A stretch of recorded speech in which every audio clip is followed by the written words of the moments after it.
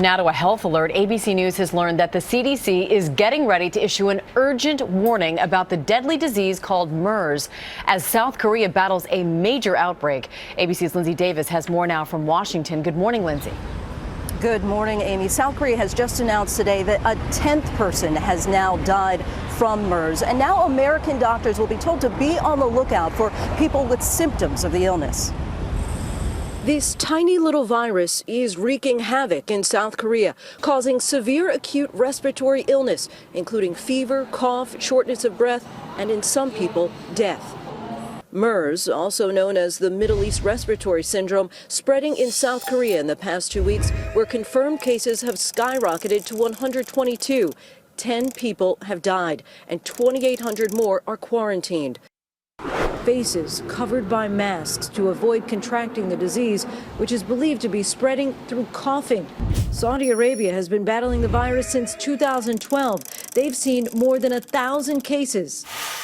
But the virus has spread like wildfire in South Korean hospitals, leaving scientists concerned. Some saying it's possible the first patient there may be a super spreader, someone who seems to be more contagious than others. Last month, that patient, a 68-year-old man, traveled to several MERS-affected countries in the Arabian Peninsula.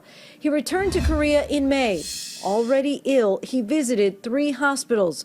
In the 9 days it took to receive a diagnosis, he may have spread the disease to more than 20 people, who in turn spread it to others.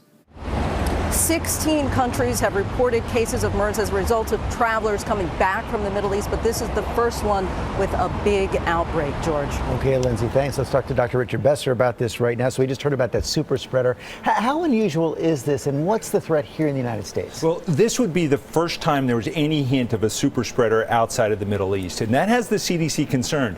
MERS can look like a number of respiratory infections: fever, cough, shortness of breath. They want to make sure that hospitals and clinics are on alert, that anyone with those symptoms, they're asked about travel to the Middle East or South Korea. And if they have those symptoms and they've traveled, they're isolated and workers are protected. Okay, meanwhile, there's another big health headline this morning, a big study showing that common heartburn medications may actually be linked to higher risk of heart disease. Yeah, this is getting a lot of attention. It was researchers at Stanford.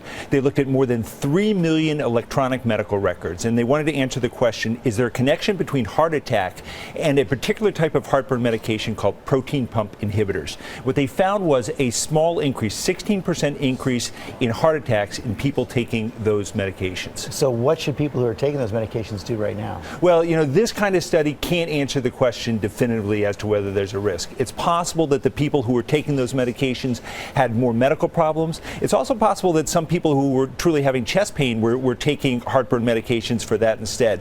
But it points researchers in a direction where they have to do more research, but no one is saying anyone should stop taking their medications because of this study. You'll be taking questions all morning on Twitter? I will. Thanks, Rich. Thanks very much.